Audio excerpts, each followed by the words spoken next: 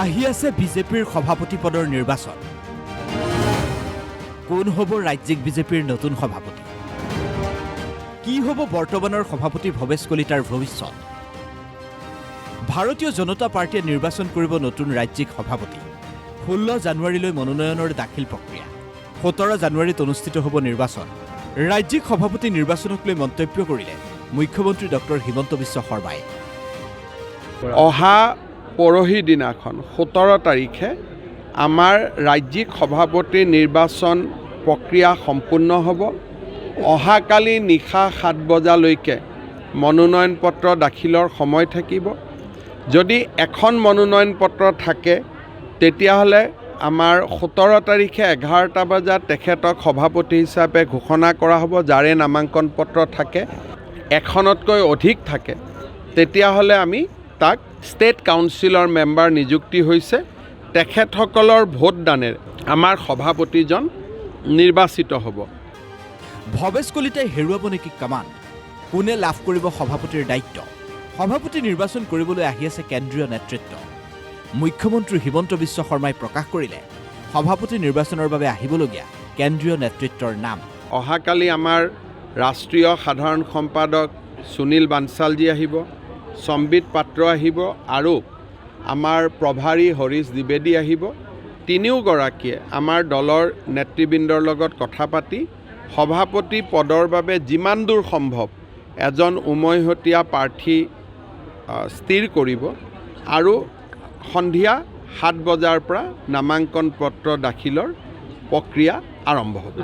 মুখ্যমন্ত্ৰী হিমন্ত বিশ্ব শৰ্মাই প্ৰকাশ কৰা অনুসৰি দলীয় নেতাকৰ্মীৰ মতামত গ্ৰহণ কৰি সৰ্বসন্মতিক্ৰমে নতুন সভাপতিৰ নাম ঘোষণাৰ সম্ভাৱনা আছে। উমৈহতীয়া সন্মতিৰে প্ৰাৰ্থী নিৰ্বাচন কৰিব পাৰিলে 17 জানুৱাৰীত ঘোষণা হ'ব নতুন সভাপতিৰ নাম। 11 বজাতেই ঘোষণা কৰা হ'ব নতুন সভাপতিৰ নাম। কেন্দ্ৰীয় মন্ত্ৰী গজেন্দ্ৰ সিং শেখাৱতক আমাৰ ইয়াৰ নিৰ্বাচনী অবজাৰ্ভাৰ কৰা হৈছে।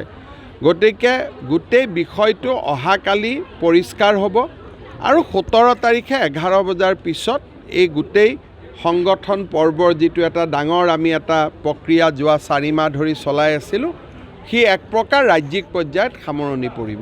কিন্তু যদিহে ঐক্যমতেৰে সভাপতি নিৰ্বাচন কৰিব পৰা নাযায় তেন্তে অনুষ্ঠিত হ'ব নিৰ্বাচন। সভাপতি নিৰ্বাচনৰ প্ৰক্ৰিয়া পৰ্যবেক্ষণ কৰিবলৈ কাইলৈ আহিব কেন্দ্ৰীয় মন্ত্ৰী গজেন্দ্ৰ সিং শেখাৱত। শ্ৰী গজেন্দ্ৰ সিং শেখাৱত কেন্দ্ৰীয় মন্ত্ৰী, তেখেতে নিৰ্বাচনী পৰ্যবেক্ষক হৈ অহাকালি ৰাতি গুৱাহাটীত উপস্থিত হ'ব। ইফালে ৰাজ্যিক বিজেপিৰ সভাপতিৰূপে ভৱেশ কলিতাৰ কামকো প্ৰশংসা কৰিলে মুখ্যমন্ত্ৰীজনে। ভৱেশ কলিতা ডাঙৰীয়াই যোৱা সময়খিনিত আমাৰ দলক সুন্দৰভাৱে নেতৃত্ব দিছে। ভৱেশ কলিতাক পুনৰ ৰাজ্যিক বিজেপিৰ সভাপতিৰে দায়িত্ব দিয়া হয় নে নহয় সেয়া দেখা যাব দলীয় নেতাকৰ্মীৰ মতামত গ্ৰহণৰ পিছত। ইফালে কিছুদিন পূৰ্বে জিলা পৰ্যায়ৰ সভাপতিসকলৰ নাম ঘোষণা কৰাৰ সময়ত ঘোষণা কৰা হোৱা নাছিল 4খন জিলাৰ সভাপতি। ৰৈ যোৱা 4 জিলাৰ সভাপতিৰ নাম নৱনিৰ্বাচিত সভাপতিয়ে ঘোষণা কৰিব বুলি প্ৰকাশ কৰে মুখ্যমন্ত্ৰীয়ে। 4খন জিলা যেতিয়া সময় সুবিধা বুজি নতুন সভাপতিয়ে কৰিলে হ'ব।